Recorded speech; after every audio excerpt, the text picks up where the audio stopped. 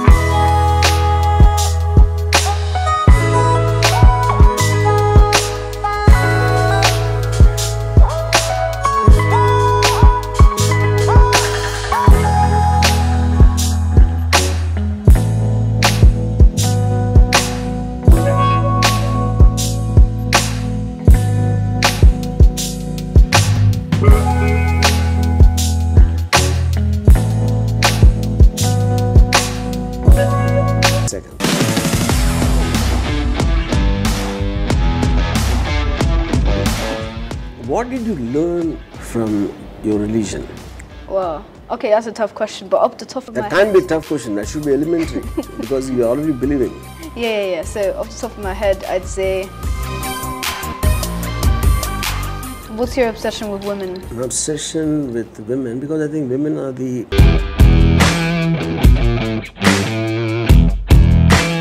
I just have this feeling, and we'll talk about it 5 years down the line. I think you are going to be much bigger rebel than me. When you reach your 20, we will have another conversation at that time. Cheers. Cheers, man. You're drinking milk? Yeah. But I thought milk is for kids. Are you a kid? Well, technically, I'm only 13. It's not of adult age yet, so in a way, I am a kid. Okay, so are you looking forward to the time when you can drink vodka like me, or you don't like people who drink alcohol? It's not that I don't like people who drink alcohol.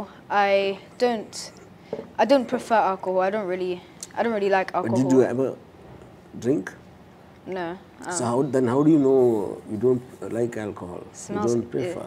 It smells very not nice. What? Smells not very nice. Yeah. So when you called, when I was surprised to see you drink milk is because you talk like an adult. You're too smart, you're highly intelligent, you're seemingly very knowledgeable. And how did that happen? Did you get it from your father or mother or someone else or what? I have no idea. I mean, I do read books a lot, so I guess that's helping with some of my vocabulary. But I guess I get my smartness from both parents because, in my opinion, they're both pretty smart. So, yeah. Okay. Okay. Now swear on Jesus and tell me.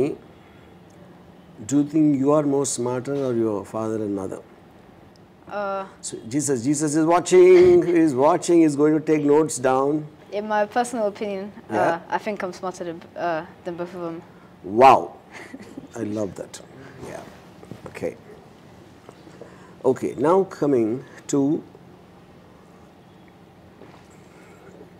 I've been seeing some of the songs you sang and some comments you made on various people. I mean, various issues, I mean. Now, my question to you is, when you say you're only 13, you're a kid, fine. Do you think, will you regret when you become an adult, or are you enjoying it, or are you looking forward to becoming an adult? Because I would like to think there will be a lot of things which you cannot do because of the age factor. So do you want to hurry up and grow up, or Or you want to Well- enjoy the process of life? The only reason why I want to become an adult is so that I can get a credit card and spend money on whatever I want. But other than that, no, I'm not really looking forward to it. Obviously, the credit card thing was a joke. I'll be very wise in my credit card.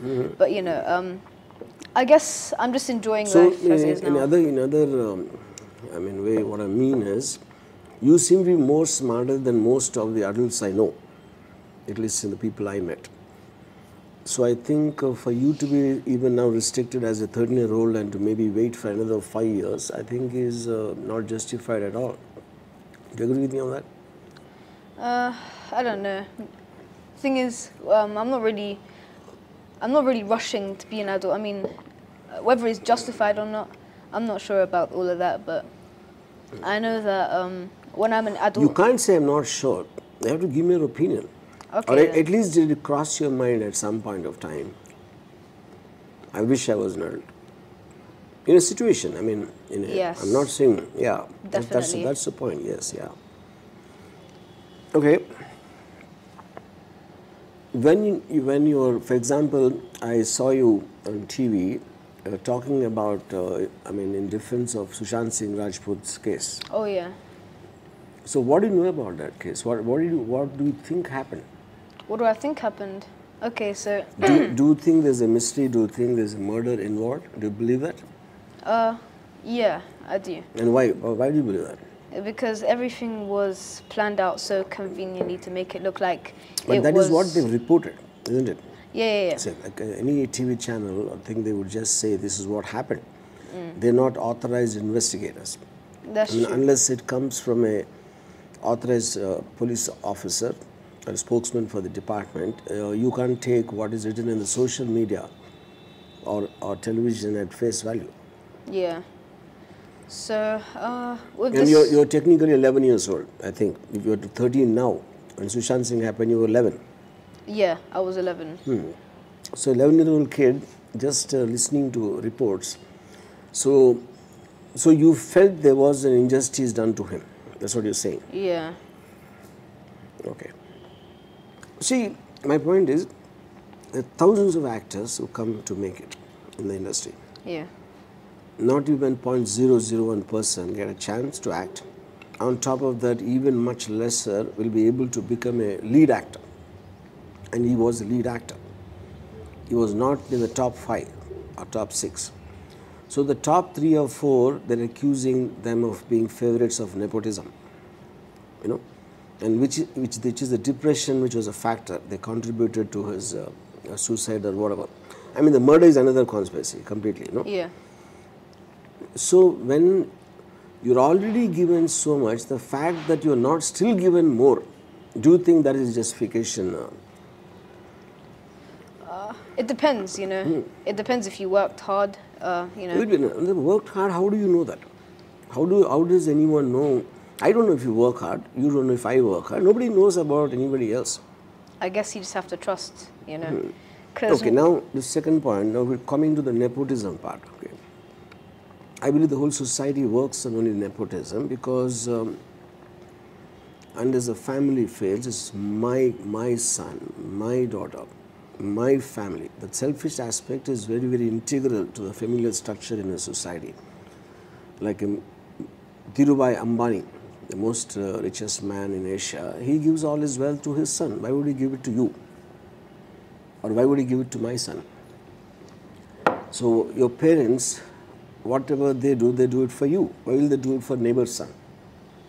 So that's exactly what operates in nepotism. So that whole thing is a highly exaggerated thing. Anyway, I would rather want you to ask me something. Okay. Yeah.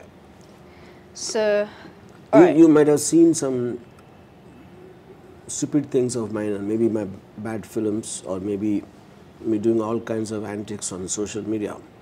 I mean, you can go anything, you can ask anything. You don't need to restrict and... All right. I won't go too deep yet. I'm just gonna ask, that's your call. Yeah, I don't have a problem. Yeah, okay. I'll just ask you a simple question. What do you think the difference between intelligence and cleverness is? You see, cleverness, intelligence is obvious, your power to analyze things and Cleverness is because you have to understand you're talking to a dumb person. Because if he is not as intelligent as you, he won't understand what you're talking. So then you have to be clever and dumb down your intelligence to get some benefit out of him. Yeah. So in interaction, you need cleverness. For yourself, you need intelligence. That's how I see the difference. So which of the two do you think you possess? Me? Yeah. I think both. Both. Why do you think so? The cleverness comes out of intelligence. Intelligence is for yourself, which is a difference between expression and communication. If I can express what I feel, but communication is about expressing it in a way that you will understand. Or I might speak to you in one language, I might one way, I might speak to someone else in a completely different way, because I will tune it to that person's bandwidth. Yeah. So cleverness is being practical. No, intelligence can completely go wasted if you don't find a clever way to actually use it, apply it in the real world. All right, thank you. So, in my opinion, no matter whether you're clever or intelligent, in my opinion, you're the street smart. That's my opinion. Street smart is exactly the same thing. Street smart as a word is coming because there are people on the street, and there's practical situations which you have to deal with. You know, yeah. Street smart and clever, and this is just probably a more used word, street smartness, and because even if I'm not intelligent, if I'm not knowledgeable, I can still use street smartness to convince others that I know. Yeah. So using cleverness and intelligence, please explain how you used those two to clear your name with the Pawan Kalyan controversy that you had. See, first of all, there is no such thing as a controversy. That's a media word. I express an opinion in whichever manner on something which is on the public domain. Okay? And I am a guy who doesn't take anything seriously, including myself. So the people who take it seriously, they will read meanings into it, which is, they all keep on saying that I say stuff about Pawan Kalyan or the mega family. But the point is, I say that about everybody because of their fame, it gets registered. Yeah. Yeah. Thank you.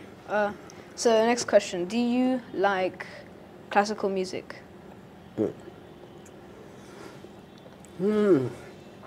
Anything I like, actually, classical music definitely not, because classical by definition is a set pattern which has been respected and followed blindly, which is the reason it's called classical. You know, an individualist style, and basically what you personally like stems from within your own thing. You know, so I hate anything classical, be it music or dance or a system of a systematic government or whatever, because I constantly demand or ask or seek expected change. You know. So anything I know which has already been done, the pattern of that bores me. So I always want to be excited, and only new things can excite me. Yeah. So, in other words, I hate classical music. Okay. Yeah. So if you hate classical music, how come you enjoy such songs as Chandranaminshu and Shankara Paranam? Could you please explain these anomalies? Yeah. See, Shankara Paranam actually.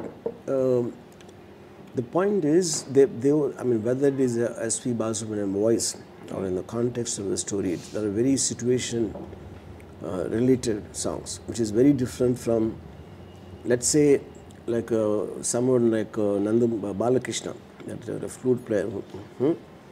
His songs will put me to sleep in 30 seconds.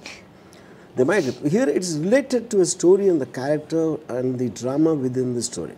That is different. Okay. Chandranaminshu is a song as old as maybe I was your age at that time, you know, and also all your tastes are related to how much exposure you have had at any given time. So I am not the same person. I'm much older. I've seen more things. I've been exposed to much more things which have a lot of variety. So that is going to influence your taste at any given point of time. So now today, there's no way I will like Chandranaminshu. Okay, thank you. That's all for now that I have. You don't have questions? Oh no, I do. I have way more. It's just that's it for now. Like, I'd like to progress more, and yeah. Yeah. And don't keep saying thank you, it's annoying me. Oh, We're just okay. having a conversation. If you say thank you, then I'll ask you for a fee, as if I'm doing something. Just as a conversation. All right. Yeah. So you don't like children. Would you like to explain why? See, I don't like children for, I mean, a number of reasons. One is I'm jealous of their youth. And they make me feel in comparison, I'm old, which I am, I know that. But the point is, I want to delude myself, I want to lie to myself, and suddenly to see them, there's a direct comparison, okay? Now, if there's a beautiful young girl, she'll prefer you and not me. So that is reason enough for me to be jealous, one. Second point is, when they are there, no one gives me attention. So that lack of attention deficiency is something I get affected. So I normally prefer never to be in the company of children and dogs. Dogs also for the same reason, you know. So if I'm talking to someone seriously, and when a kid comes, and then say, no, I can't do anything. So the attention is gone from me. This is second reason. And third reason is I dislike children because I think they're very mean and they're very selfish and absolutely cruel people, you know. When they say children are innocent, that's not true at all. I was never innocent, you know. No kid ever, nobody ever remembers them being innocent. I used to steal money from my father's pocket. Oh. I used to bunk school and go to see films, and I used to do all kinds of things, lying. And in my school, I used to wish that something will happen, someone will die, so that I will get a holiday.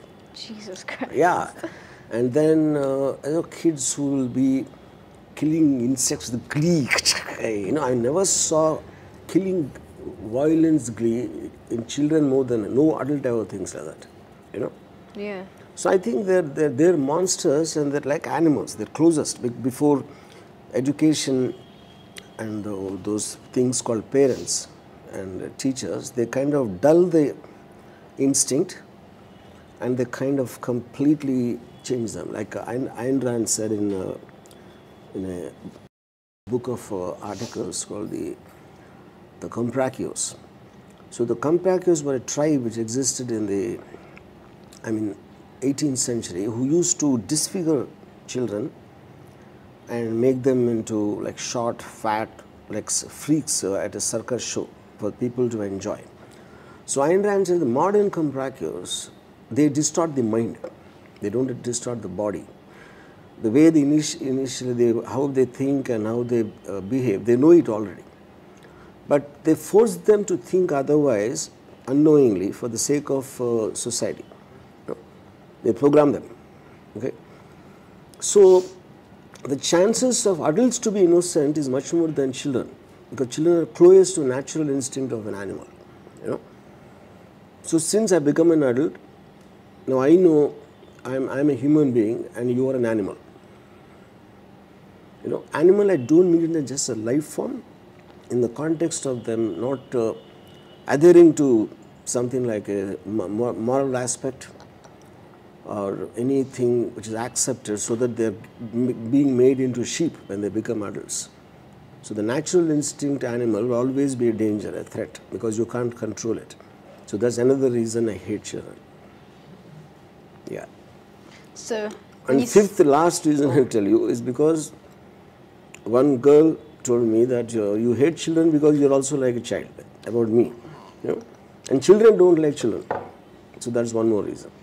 Yeah, because I think I was born old and I'm going on getting younger. And now I become a child. Reminds me of one movie I saw. There was this man, he was born as a very, very old man and he kept on getting younger. But that's besides the point. So, you say circus children.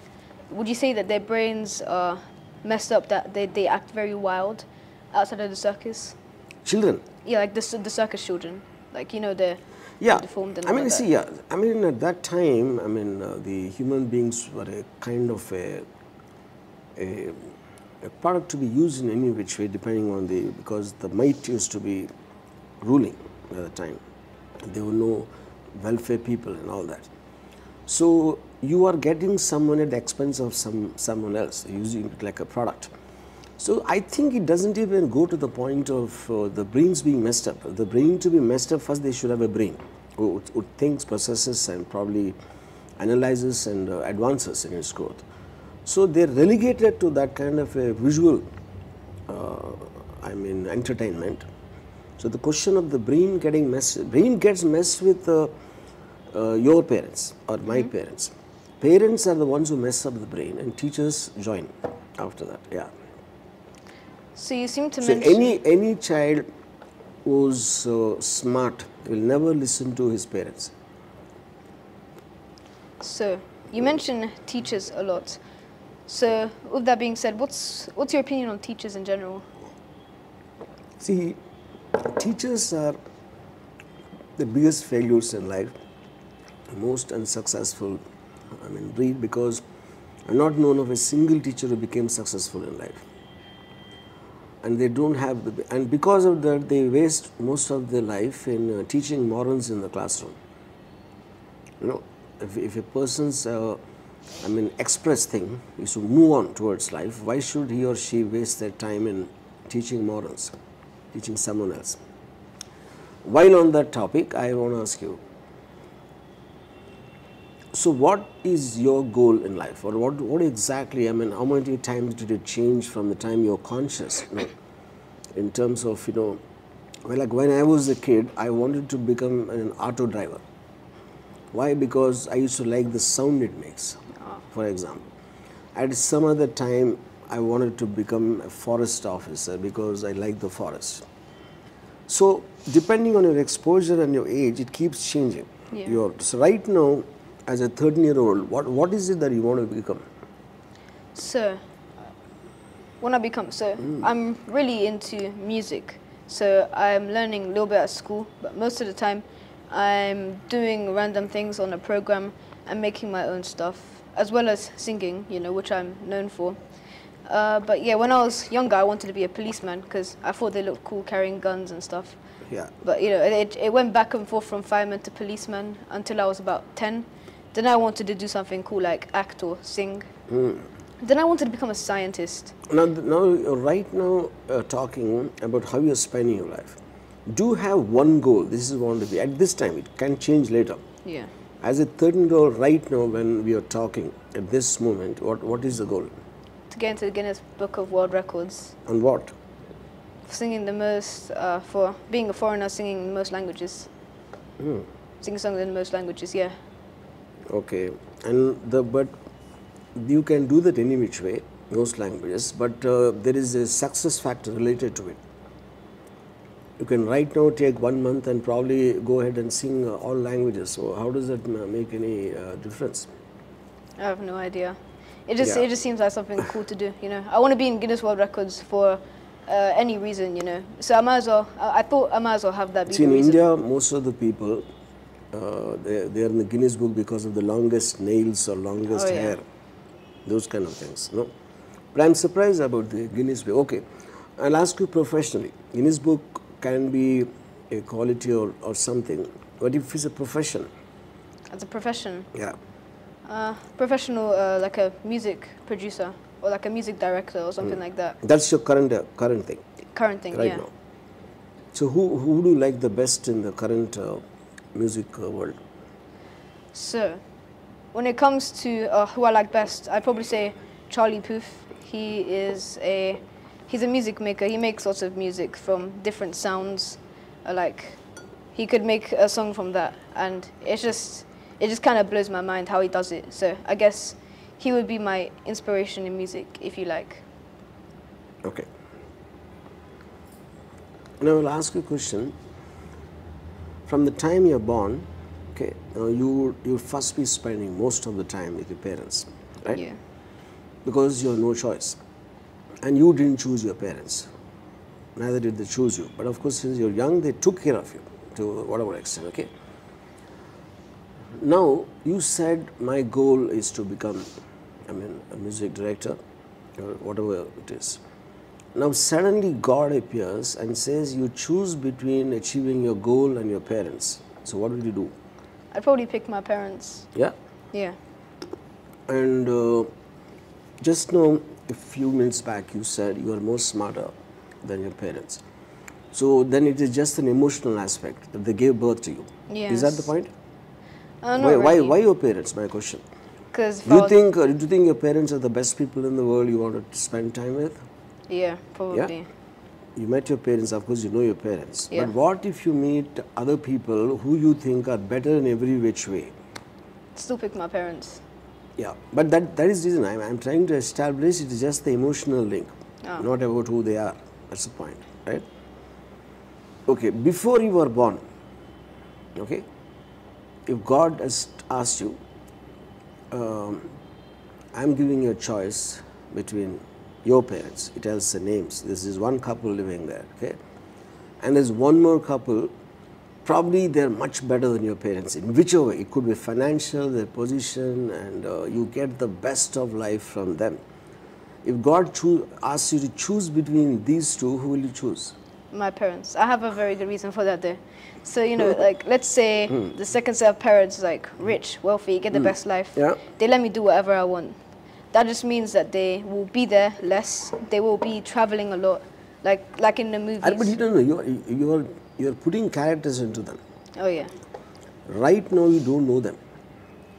The point is, common sense tells me anybody in the whole world wants to get the best for them. They wish for the best. Sorry, Mom. Okay, now you have Sorry, an Dad. Indian father and, and let's say Polish mother, okay? Now, which country are you loyal to? I'd say India, because, you know, India. we follow more traditions from India rather than Poland.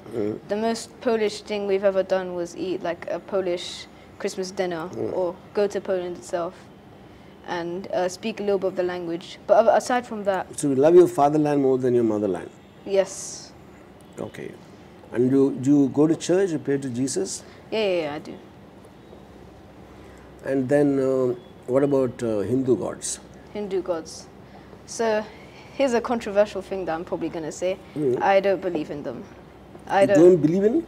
No, I don't follow it. Well, maybe when I was little, I thought it was like, oh, cool, magical powers and that. But, you know, yeah. Okay. So you don't follow Hindu gods, that's what you're saying? Yeah. Okay. Now, what do you think is the primary difference between Jesus and Hindu gods? Primary difference? What is the reason you chose that? Well, it's not really a matter of choosing. It's more of a matter of, like, what's believable, you know. I grew up going to church, so that's, like, one thing. Like, my dad wasn't too, you know, he wasn't like, you should pray to this one, you should pray to that one. He more listened to what my mum said. There was a point of time where we went to church, like a Catholic church, and then we stopped. Then we started going back to a different church altogether, and that's where we are now. So during the time where I was 8 to 13, that's when I started kind of wanting to be a Christian, you know. But before that, I thought all like the epics, like Ramayana and Mahabharata, I thought they were all like cool, because you know I always wanted to grow very giant and like punch sea monsters in the face and stuff, you know. But yeah. So Ramayana and Mahabharata are like Marvel movies to an extent. Yeah. Okay. So now, what did you learn from your religion as of today? If I ask you to tell me 3 points what you learned because of going to church or whatever. Well, okay, that's a tough question, but up the top of my head... That can't be a tough question, that should be elementary because you're already believing. Yeah. So off the top of my head, I'd say... So for example, to prod you, I'll tell you why I hate religion and I don't believe in God, because it's not about believing is not the right point. There are billions of life forms, like insects to animals to human beings to everyone. Okay? And I feel being very egoistic to believe in God, thinking that He will do something special for you among all those billions. You know? Yeah. So when God doesn't care about me, I also don't care about God. That's how I take religion. Okay? So in that context, what is it that do you think God will take care of you, or you're scared that if you don't abide by that, you might be punished in hell, or what? It's either there has to be fear or some reward. It's the reward for me. I mean, sure, like the whole purpose is to be scared, but you know, like other than that, in the Bible it says that God loves everyone, no matter if they're bad, because He wants everyone to go to heaven, and not rot in hell. So who wants everyone to go to heaven? God. God. Yeah. Then what's the meaning of hell then? Well, it's just to punish those that have been bad. You know, it's like morals. You know, like you can't just go on a murder spree. Kill innocents, you know, you kill children. But if God is responsible for every physical, intellectual, emotional activity, why did He make His own creation kill someone? He could have stopped it, no? Yeah, it's free will. You know, like He's given them the choice to go to heaven. He's given them the choice. Did He? My whole point is that if you're creating a person and he's abiding by religion, it comes from a mind. So why did He even bother to create a mind which will go against, when He is responsible by definition? That's a tough question right there. Okay, you have me stumped. Okay, so what I think is He does that because He loves us too much, if you like. Let me put it that way. He loves us too much, and He wants us to do. He wants us to be happy. If he loves us too much, why did He create the coronavirus? Coronavirus. Why did He create the tsunamis and earthquakes, which I think only terrorists and God kill indiscriminately. They don't care the difference between men, women, children, religion, countries. He kills everyone equally, and the only other people who do that is terrorists. So a funny thing with For example, Al-Qaeda killed 3,000 people in America, you know, and the tsunami killed 2.5 lakh people. Okay, so just as a force, who's done more damage to mankind? I'd say God. And so, you know, I can think one person did a bad thing. How can women, children belonging to so many different countries, all of them supposedly the creation of God, and He massacred them? So did you ask that question in the church when you know about this? No, but it's because a question. You will ask your government, you will ask anyone where you're working, why did this happen? And people don't ever ask God because they're scared. It's a question I've actually thought about, you know, when I was younger. But when coronavirus started, I was like, I wonder why God made this. But, you know, no one in my church was harmed with coronavirus. So He put His mercy on us. But, you know, I think He was only... What He put His mercy on us? How? Like no one was inflicted with it, with like the bad one. Some people did get it, but they didn't like die. Nothing serious happened. They were healed after like a week. A lot of people died with the coronavirus. Yeah. So the point is not about they should die or not. It's like when we are supposing He loves all of us, okay, and He wants good for everyone. He wants all of them to go to heaven. Then all the problems which happen and which create frustration, poverty, and all of them, the so-called negative things, if they are happening because of Satan, who created Satan? God. If God created Satan, why would He do that?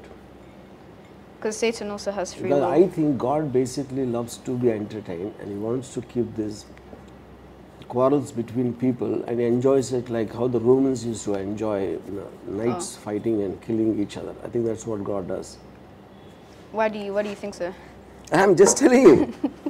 Because if there's no misery, you won't feel like that you're alive. Oh yeah, okay. The experience of life is a constant variation between how happy you are and how sad you are. And that can only happen when there are a lot of conflicts. So apart from the coronavirus killing many, it also entertained us. And that entertainment is primarily for God. So, okay, now let me come to the question. If when you want to be a music director, you want to be in the Guinness book, you want to have something, let us say 5 to 10 goals you have, and you're also going to church every day, and you're probably praying for this to happen, and then when just before you die, you achieve none of these things, then will you hate God at that moment? No. No. Because I know. Because you're scared, then He might send you to hell. Oh no, not at all. You know, so if he does actually end me before any of that happens, God forbid, of course. But you know, in case that does happen, I would be happy because you know I get to go to heaven. I don't have to worry about all the bad things on earth. You know, I'm stress free. You know, and there are much more better rewards than Guinness Book of World Records or becoming a music director. You know, yeah, there are much more better rewards in heaven. But see, you're living for the purpose of having an objective which you already identified. Then how can you say that it's okay? I mean, you're okay with what you get. That's what you're saying. Yeah. Yeah, but that is being defeatist. Ambitious people don't do that. Oh. Yeah, people who make it in the life, they are relentlessly pursuing an objective. I guess in this case it's an anomaly. I mean, I would. Which means you're not desiring it with enough passion. Anybody wants to, because everyone desires something, but the degree of passion makes a lot of difference. When I wanted to be a director, I was like kind of consumed with that. I didn't want anything. Every second I was feeling like losing my life in the pursuit of me getting my objective. All right. So, how would you say I could increase my passion? I feel you already have. You're just not able to tell it in so many words because you're still dependent upon. You're not an adult. You still have your parents and maybe various other aspects. Maybe you don't have enough knowledge. But I think a person of your intelligence and your understanding, I don't think you can be without a very high degree of passion. For example, my passion, I realized probably when I was 25, between 23 to 25, I would think. Till that time, my fingers were everywhere. Maybe I had goals, but I just never really pursued them relentlessly with a single-minded focus. Yeah, that I think you might have, you might get in the next 2 years, or maybe next 5 years. It's just a question of timing. When I was in school, I hated my studies. And when I never believed in anything. But at a point of time when I was lazy, at a point when I decided to become a director, that's when the whole thing changed. And that kind of coincided with I was making money myself without my parents' support. You know? So when I became financially independent, and I don't need to care about anyone what they think, obviously the focus will be far more because the decisions are coming from only you. So when you said you're smarter than your parents, which aspect of theirs you think is dumb? Okay. Don't feel embarrassed. You should just we're having a man-to-man talk Okay. here. Or a child-to-child talk, if you feel. Yeah. I said that with the most respect I could, because you know you said Jesus was watching, but either way I probably would have said me, because you know. But okay, so which aspect do I think is not as smart? Dumb. Dumb. Okay, Yeah. then let's go. Don't with that. try to. Perhaps general knowledge about certain things. Okay, fine, fair enough. Yeah. So. Now, when you said you're more connected here than to Poland, and since you live there, maybe now you live somewhere else, fine. But if you, let us for a second imagine, you live only there. So one person belong to one country, loving another country, don't you think it comes under doing some kind of injustice to being disloyal to your own land? Especially motherland. People just generally want to be very grateful and loyal to the motherland, and you are betraying Poland and your mother. I wouldn't say I'm betraying. I do still respect Poland a lot, you know. Don't give me consolation prize. Okay. Here the matter is about making a choice only between two. I love you too. No, that doesn't work. Well, when I was little, I was always, most children were a mommy's boy, but I was a daddy's boy when I was very young because my mom was always at work, you know. So you're betraying your mother also? Well, I'm not. Yes. Okay, yeah, okay, when I see your mother's picture, you take, and she gave you birth, and she went through all the trouble, and you're betraying your mother. So What? I want an answer for this. You say either you say yes or no. what's the question? You love your father more than your mother, is what you said. You love your fatherland more than your motherland. These are the second two questions. So it just comes under betrayal, both your mother and your motherland. That's what I'm saying. I disagree, because And then you have to give me an answer. okay, yeah, okay, let me do that then. Okay, so I disagree with what you said, because you can still, when you are further pushed. Let us imagine this interview will never be seen by your father and mother. Okay. This is all hypothetical. Nothing is real. It's just like I'm throwing a situation at you. If your mom and dad would never see this film, see this interview, would your answer be different? No. It will still be the same. It will be still vague. Right now you're being vague, and even then it will be vague. If I were you, I would answer. I mean, it is not as simple as just saying, I love this, I love that. There will be aspects of it. What you connect here, what you connect there. And so it is impossible to mix up. But eventually, one thing has to outweigh the other. Because you can't have the cake and eat it too, if that is the situation. Then it's also a question of what does it mean saying that I love my country? So what do you think is a country? Is my country. Well, since I was raised in England, I don't want to betray both of my parents, but sadly I am. I'd say England, because because I was brought up there. Yeah. So that is being smart, because it's not about the country, to your sensibility, to your objectives, whatever you decided, which place suits you the most. So for example, a lot of Indians go and settle in UK and USA. I don't think it's a question of they love the country or not. I think it's a question of what works for them best where. They might go to Timbuktu also if something is better there. Okay, now in terms of do you love your parents because of the persons they are, or is it because they gave you birth and they took care of you when you were an infant or a baby or whatever it is?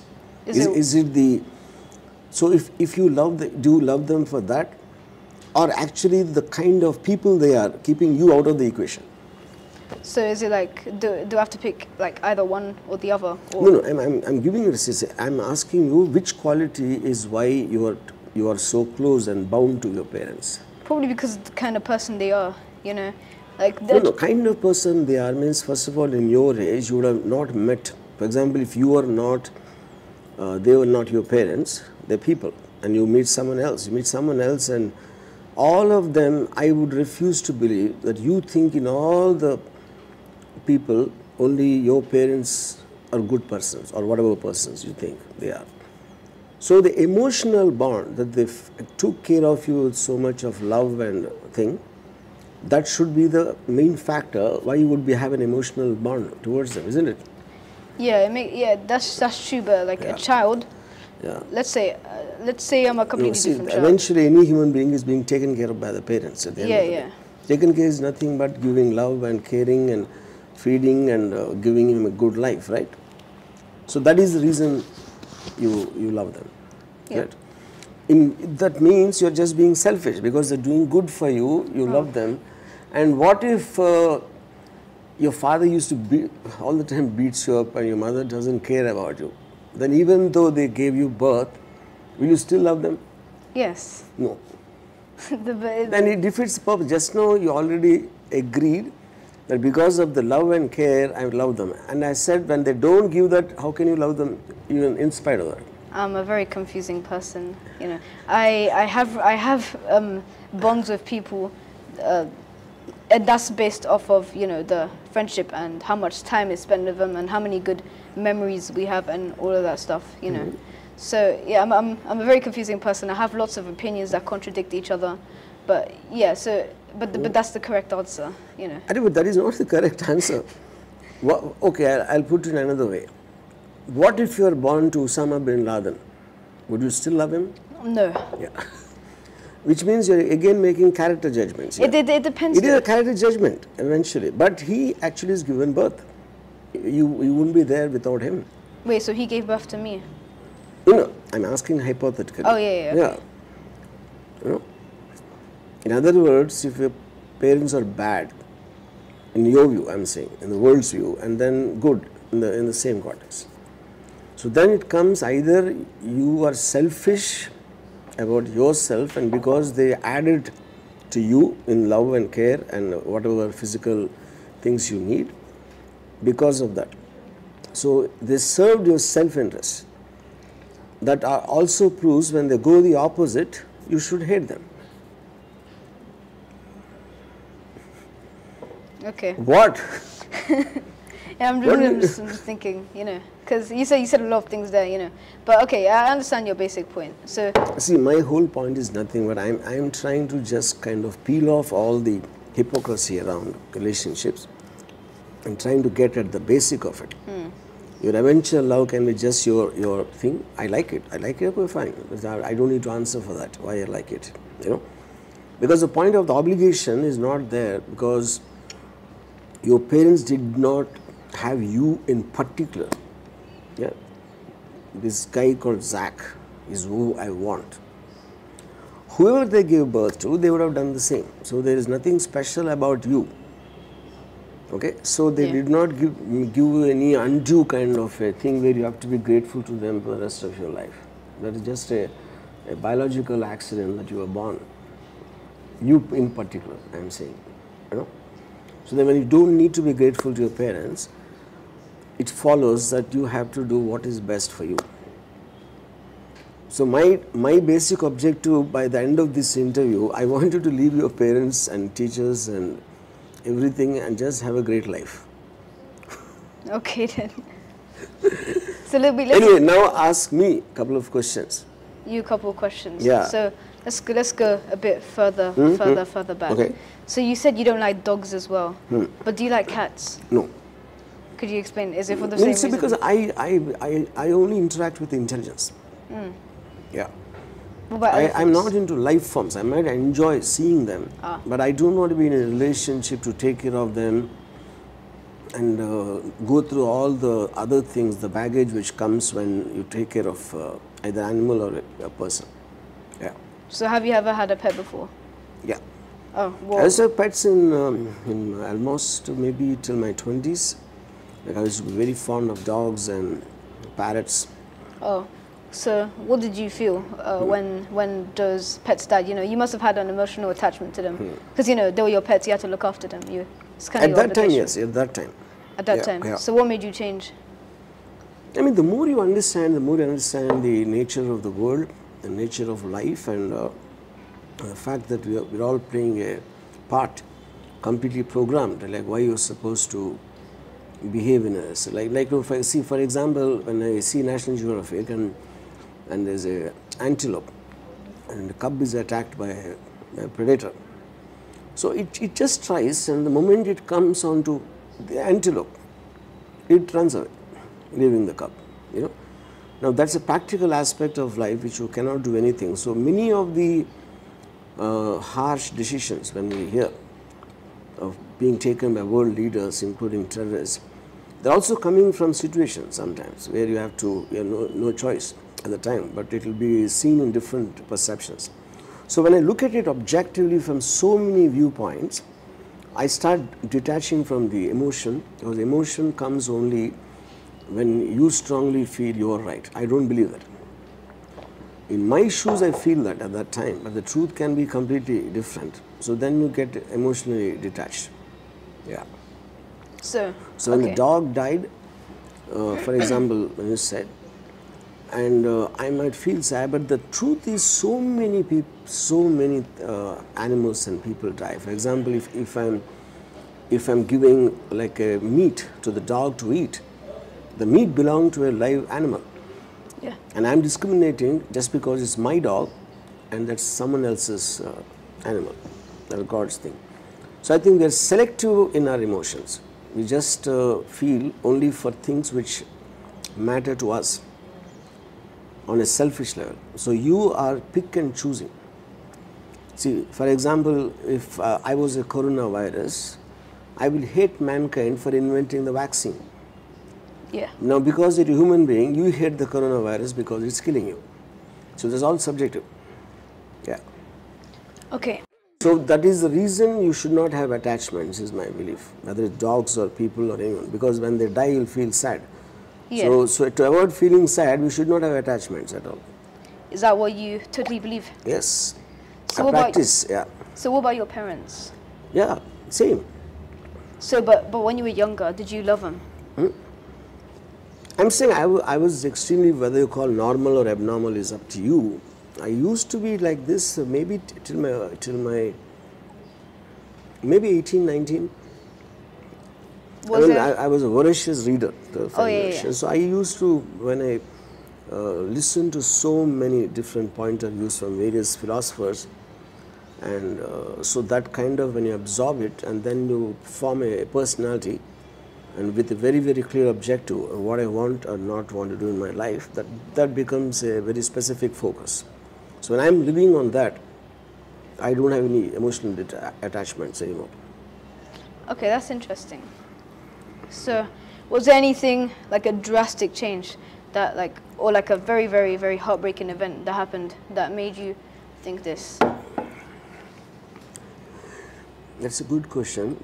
I mean, probably the trigger point when I was really questioning everything is when my grandmother, that's my father's mother, she used to have a habit of writing this, what is called Ram code. She keeps on writing Ram, Ram, Ram.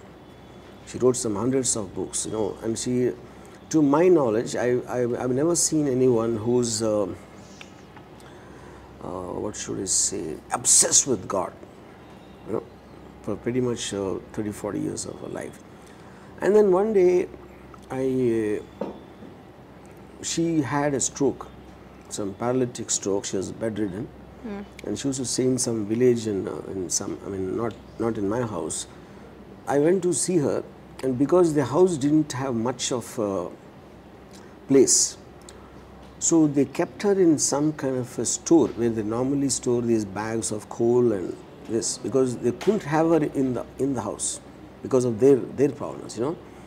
So when I went in, I saw cockroaches crawling over her. And she was alive. I mean, she was in a what you call paralytic state. No. So that is the first time actually deeply started thinking about God and belief systems and relationships and everything. And if this could happen to her, now who is anyone after that? So once the chain of thought starts, it obviously spreads everywhere, you know, into every system. I started thinking about education, about various political systems like communism or democracy. It just spread like a virus into every thought of mine.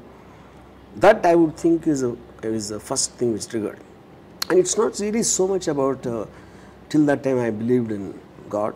I just saw a human being subjected in what she believed, what people think is most perfect way to live. And if God could do that to her, then I started questioning about God. I was not angry with God. I was questioning the whole fundamentals of where that came from. So I saw in a few interviews that you're very, very practical. Like you get to the point. So do you think that practicality will change people for the better?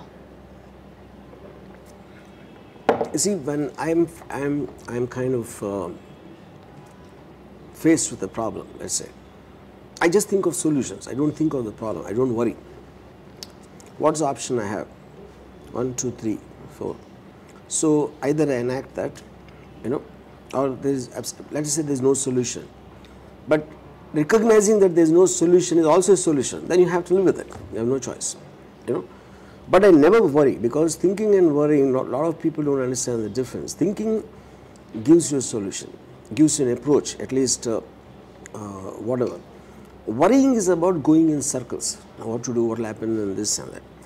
So the moment I'm practical, you know, okay, for example, let us say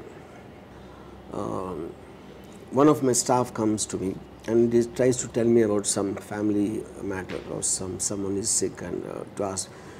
Even before he finishes the thing, I'll say, just tell me how much money you want, you know, because that comes across as very cold-blooded. It is cold-blooded, because see, my point is he's going to reach that time, okay. And as long as he reaches there, I just want to jump the gun and get into the thing, which he might feel. But I will say, I am really not concerned about what your personal problem is. I like you. And you are asking me, take it for granted, you will have a reason. And if I have the capacity, I will do it. So I am that cold-blooded. Because I don't want his problem to eat into my life, my time. That's the whole point. Okay. So with regard to my practical, see, when I was so independent, when somebody asked me, if you are not married and you are not into family, what do you do when you reach a stage and age where you are no longer physically capable? I said, I will die. I will commit suicide, and in a good way, because life is about living and enjoying. And the day or a stage or a situation comes when I can't do it, I'd rather die and see what happens after the death. I'm a very curious person. Just to live for the sake of living is something I don't, I can't connect. So since we're on the topic of life and death, what do you think happens when we die? I mean, I wouldn't say that this is what happens. I believe it doesn't make a difference whatever happens, because even if you go with the same mind or whatever you have, and since our consciousness technically should stop. My bigger problem about human being is now who's ZACK, okay, or who's RGV, who's someone. We are not us. It is a compilation of your thoughts and feelings. So if a guy called X dies, we'll always say X's body is being taken, X's body is being cremated, which means they're separating the person from the body. So the person technically is just like a formless thoughts and beliefs, Now why do they even need a body then? That's one question of mine, okay. So when you are upset with someone, you're actually upset with a certain summation of beliefs and this thing. You're angry with that person, That sounds very stupid. If formless things are hanging around and they just have a body for identify that those are in this body, So the whole aspect of getting hurt, getting upset and getting any kind of a emotion, I think is fundamentally very ridiculous and stupid, which is the reason I don't feel that, So in the context of that, when it is formless and shapeless, and whether they leave the body and go, maybe they'll settle somewhere else, or even if they are not there also, it doesn't make a difference. And the pain is a function of the body, not the mind. So when they leave the body, you don't feel the pain anymore, and you're not interacting with people, and people are the guys who create problems. So if you don't have people, and you don't have the body which creates pain, then technically you should be the most happiest when you die. And you can just fly around and maybe you'll go to Pandora. Who knows? Nice. So, did I satisfy with my definition of death? Yeah. So you said, so earlier back, we were on the topic of worrying. So did you worry when you first started your career and you entered into your first controversial topic, that like the first thing that made you controversial? Were you worried then? I mean, because I always had this orientation, and that has come definitely from my reading more than anything else. When problems are like, if you think they are there, if you don't think they are there, they are not there. More simply put up, if like I said, if I get into the what is options I can do, if you get into that mode of thinking, everything is a solution. Like for example, I tell you, I was in my Bombay apartment in 2006, 7, something like that. There was an earthquake in Latur district in Maharashtra. So I live in a duplex apartment, and I was just in the bed, sleeping, and I suddenly felt a shaking. And when I woke up, I saw the things moving, in my apartment, and I realized it was an earthquake. Now I don't know in how long I would think to take a call. The way it was doing, I was very sure that the building is going to collapse. That's what I thought. Okay. So to jump from the bed and to go out, and this is the 8th floor, for me to reach the ground, it is a hell of a task, and by that time I was very sure it would collapse. So I didn't want to make the attempt to escape, and I just sat calm and I wanted to listen to the sound of the building when it breaks. I actually did that. Wow. That is what I mean. When you don't have a solution from the problem, you should accept it and go by whatever happens. Would you say that that was the most coherent thing to do in that situation? Yeah, I mean that's the whole point. Like at a certain certain time when I was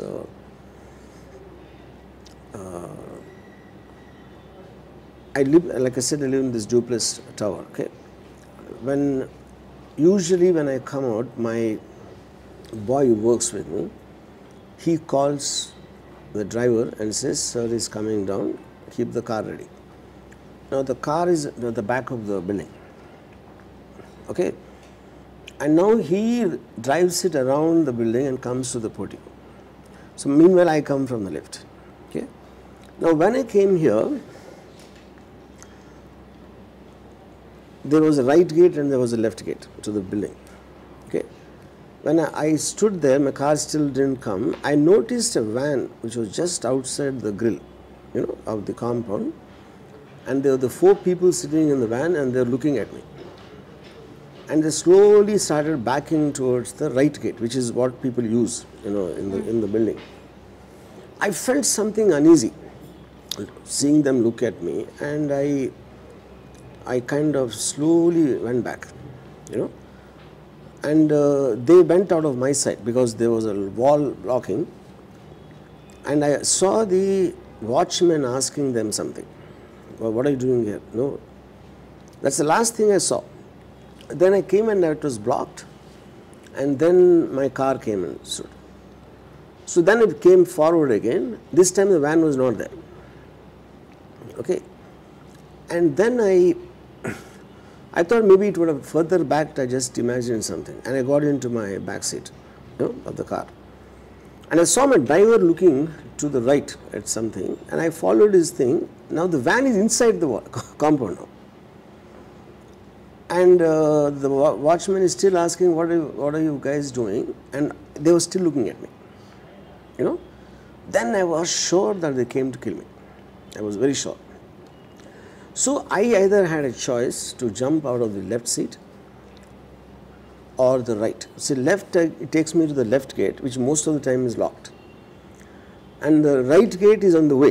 If I go run towards the right gate, then they will be in the way, So then I decided to open the right door, which allows me to get back into the building. Okay. Now I did that. I ran out of the right door, and out of my corner of my eye, I saw them getting down from the van. Okay. Now my choice is, once I've got in, whether I should get into the elevator or the staircase. Now the elevator, I don't know if the lift is going to be there at the time. Then I will be stopping and these guys will come, Then I took the stairs. After running 3 floors, I suddenly remember on the 2nd floor there's a friend of mine. Now also it struck me that what if they know my place also, my flat. And right now they know the building. If they knew where on the 8th floor I live, they can come there also. So what's the point in going to my flat? So I thought of coming back to the 2nd floor. Then it struck me, what if they saw me going up the stairs and they were actually following me up the stairs? Then I will run into them. So that is not a good idea. Then I continued running till the 6th floor, and on the 6th floor I just pressed the lift, and it came. It was empty. Then I went to the 10th floor, crossing my thing. After 10 to the 10th floor, there was an apartment, and I knocked on the door, and they opened, and they were surprised to see me. They recognized me from my whatever, and I closed the door. Okay. Now I was sure I was safe, because even if they came to the floor, they won't be able to imagine I am on the 10th floor, and they won't have the time to research the whole building. That can't happen, Then I called. I wanted to take my phone, and my phone I forgot in the car. You know? So I asked them, I need to make a call urgently. So now I know so many people, I know the top police officers of the city, but I don't have a single number. Now what will I do with the phone without any contact? Then I told that guy, I think that some people came to kill me, so I need to contact the police. So then he said, let's call the control room, you know. And then I said, meanwhile, you just first call my driver. Do you have a driver? I asked him. Yes, you call him and ask him if my driver is there. Then his driver came. He said the RGV's driver is there. So he said he's right next to me. Then I asked him to give it to him. So after he gave it, I said, so what was that? This whole thing was happening in Hindi. He said, sir, they came to repair the lift repairman. And I said, why were they looking at me? I said, no, they recognized you. That's it. Now here, if you break up this entire thing, what fascinated me is I was rapidly thinking at such a fast pace, the right door, left door, lift or stairs, to come back to second floor, to go to 6th and then to 10th. That is, and I'm only thinking, I didn't have any fear or tension at all, because I know it is a situation where what best I can do. I was continuously logically thinking about what are the options. You know, a natural fear will be just like an animal is running to save its life.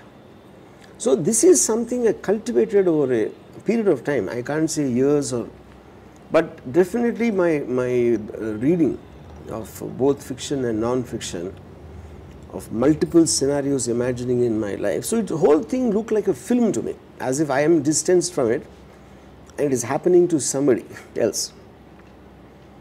I hope this answered your question. In terms of dealing with the situation, you just have to keep thinking of options, how to come out of it.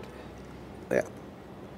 Yeah. So you said that you were undergoing an earthquake. Yeah. So would you rather have endured the pain of jumping from the 8th floor onto the floor? Because you can do that and still survive. Yes, because suppose if I know the situation of available to me, the best was the jumping, I would do that. Or okay, so instead of doing that, would you rather have the building cave into you and still survive and be hospitalized for months and months, maybe even years? Would you rather endure the pain of not being able to move ever again? Yeah, no, that's no way. I mean, if I know I'm going to come out of it, if I think or if I believe that, my action would be very different. There's no way I'll come out of it, my action will be different. Yeah. So wait, so what actually happened? Did the earthquake just pass by and then nothing happened afterwards? The earthquake? Yeah. It stopped. Oh, okay then. Yeah. Oh, at least the building was okay. Yeah, I basically was convinced at that time that it's going to fall, which is the reason I sat. So, would you consider yourself emotionless because you don't hold any emotional attachments or anything like that? You see, emotion by definition is acquired because without that you don't feel alive. Nobody can feel alive. But the point is whether you're letting emotions control you or you're controlling the emotions is where the being smart is about. I don't ever let emotions control me. So my first question when I am feeling that will be, why am I feeling emotional about it? So then I get into the roots of that. Once I get into the roots, there's no way it can affect you. For example, if there's a snake can bite you and you can die. Now I would rather think, what does the poison of a snake contain? In terms of that, what is the speed at which it can travel? Whether it can hear or it can see properly. So my options are either I walk around it or I jump over it or I walk the other way or I kill it.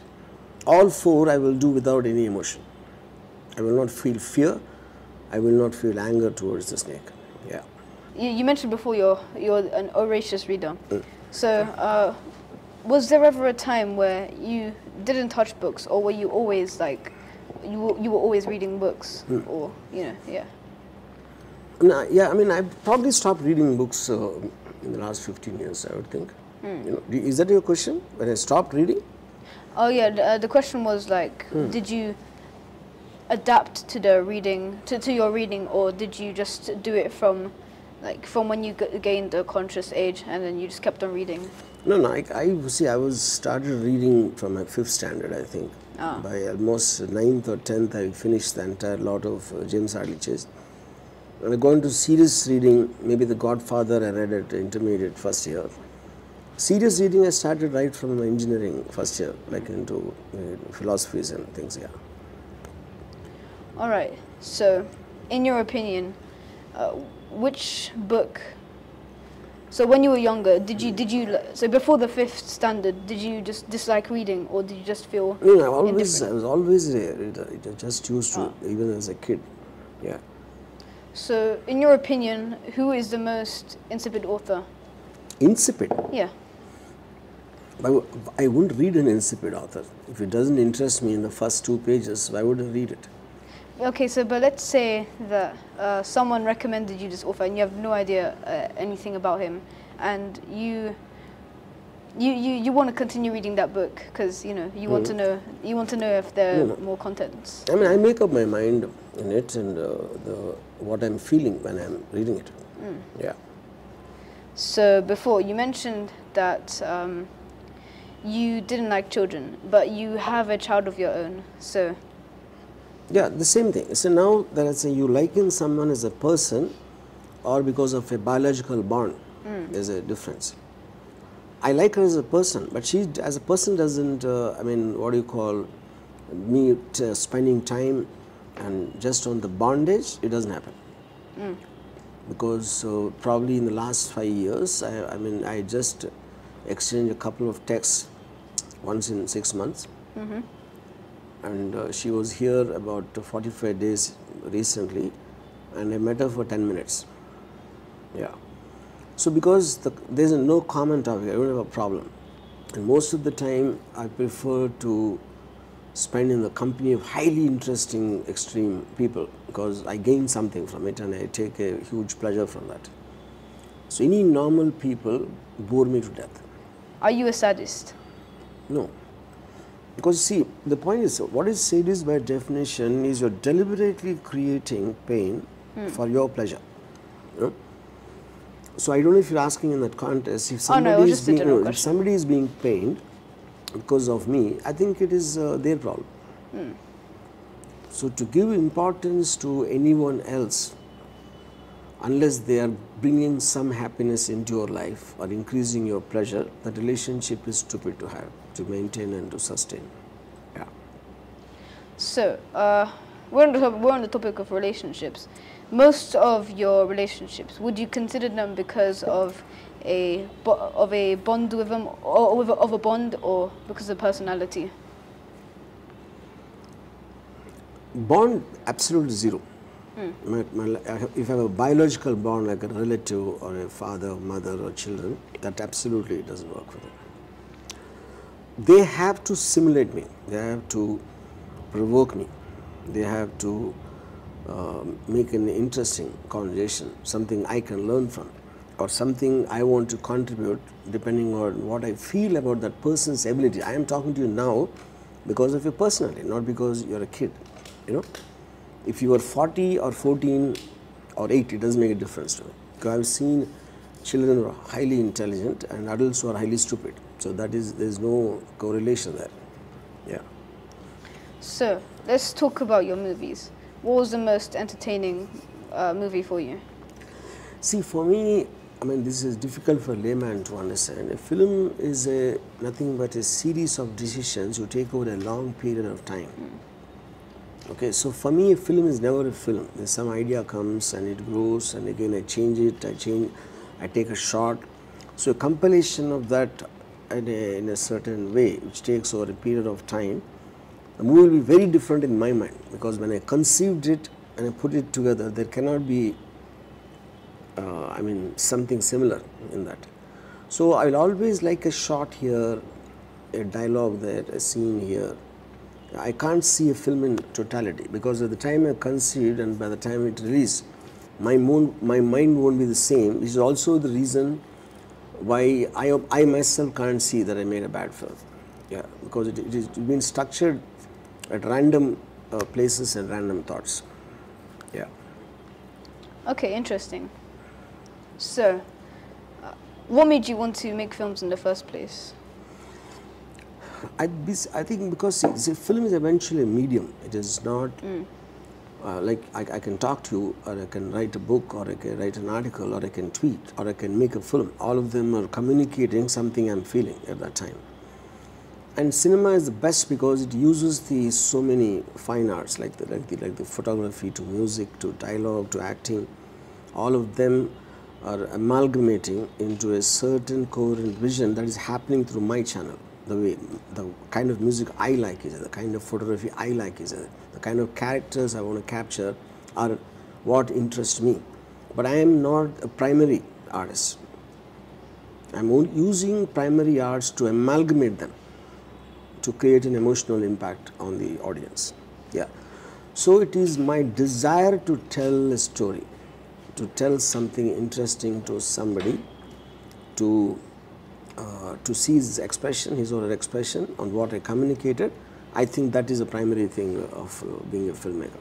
Then this is just a medium to communicate that, yeah. So would you say the advance of technology has made it easier for you to write scripts? Yeah, absolutely, absolutely. Because I think every technology will have an impact on whatever anyone does in their life.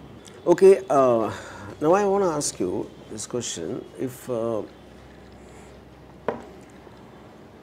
when you said that between you and your parents, whatever, now the fact after talking to me for this long, or whatever you might have seen of me in my interviews or something before, who do you think is smarter between you and me? Definitely you. Me, and why? Yeah. Well, first of all, you're older than me. Forgive me for saying that. But yeah, you're older than me, so you originally. And older means nothing. Yeah, because I always felt I was far more smarter than my parents, for example, or my grandparents. Well, age is nothing to do with it. Yeah.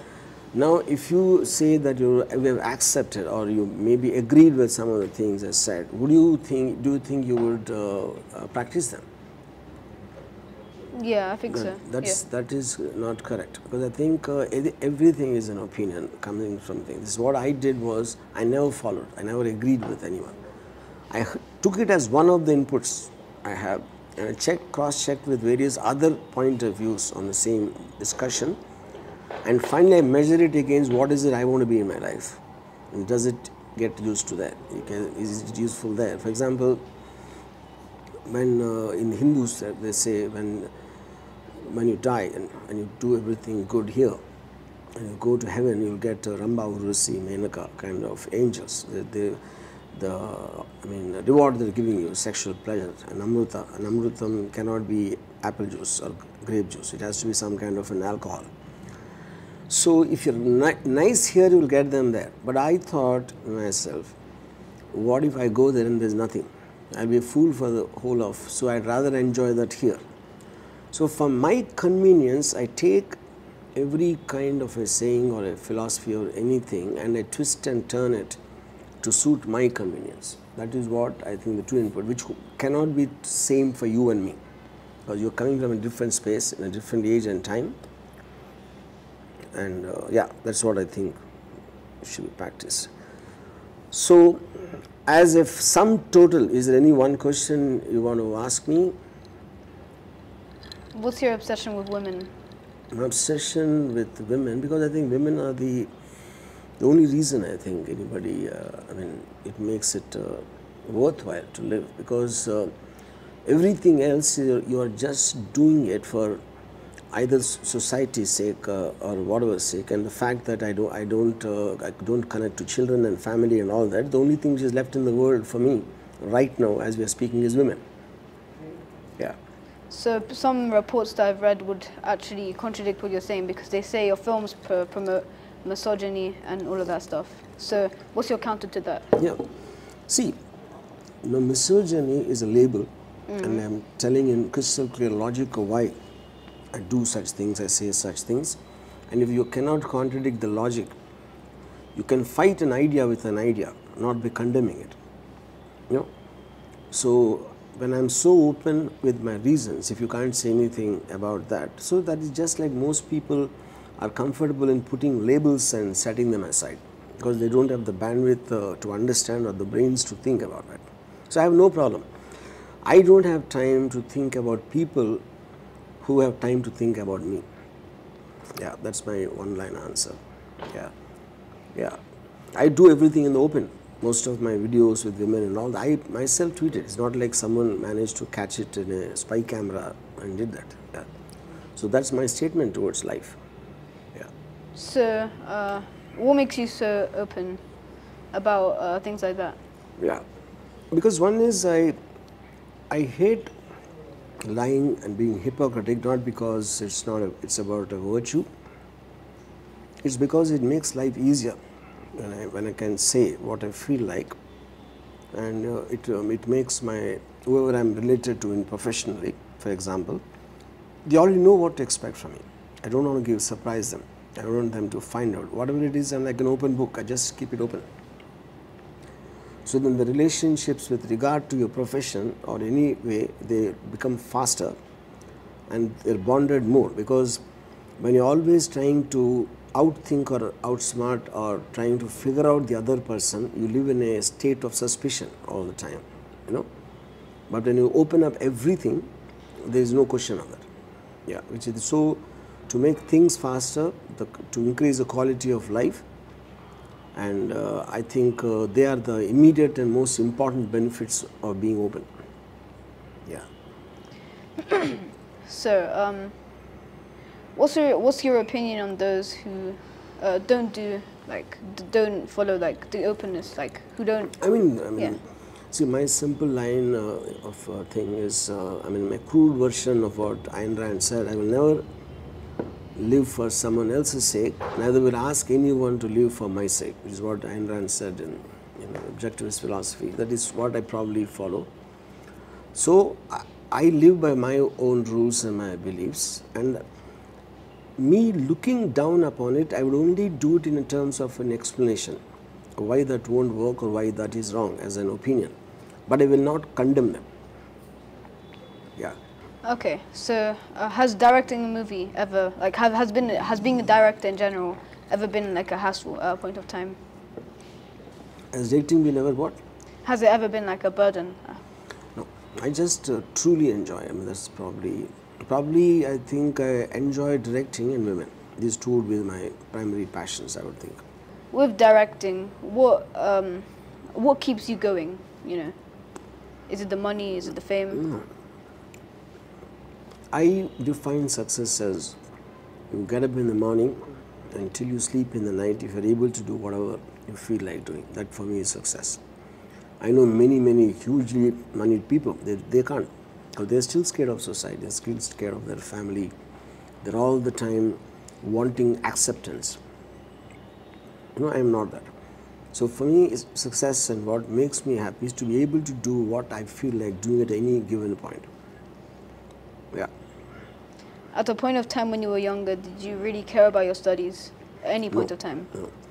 I didn't care because I only cared about, ever since I was conscious, only about things which will excite me and make me happy. I never took the burden of responsibility seriously. What was your reaction when you realized that your writing was genius? First of all, I don't think, I don't know what you mean by that. Yeah, no one says my writing is genius. What do you mean by that? Like most people, when they realize how good they are at something, they think themselves as genius. So I'm implying that in the question, See, in my view, there's no such thing as genius, because you're so programmed to believe in half-truths and lies, being hypocritical all the time. Somebody talks with plain common sense comes like a genius. So it is more about the courage of being honest. That I think is what is a quality. Genius can happen in creating, like in scientists, for example. Now, I'm not a scientist, I'm not an artist, I'm not anything, like I was giving you the definition of a director. So I'm just being truthful about what my feelings are. That's about the only thing. And that is the easiest thing to do, actually. And surprisingly, no one does it. So on that count, I don't know what last question to ask you, but I just have this feeling, and we'll talk about it 5 years down the line. I think you are going to be much bigger rebel than me when you reach my age, not now, I'm talking about even when you reach your 20s, we will have another conversation at that time. Keep taking this. Now then I will expose you, I mean, how much, where all you lied, where all you are telling the truth, and maybe you'll have a clarity about exactly what you want to do in life by that time, precisely. Like I want to be director, you know. I think till that time you just mull over what I said, and I'll remember what you said. Anyway, since I'm not going to be your age ever again, so I don't need to think about you. But you should think about me and many others, contradictory thinkers. Yeah. Like when I was young, I was into Karl Marx's books, you know, the Manifesto and Thus Capital. But when I read Fountainhead and Atlas Shrugged, which is the exact opposite, that is when I realized when you're accepting someone, it only means that you know lesser than that person, you know. But that doesn't mean what he's speaking is ultimate.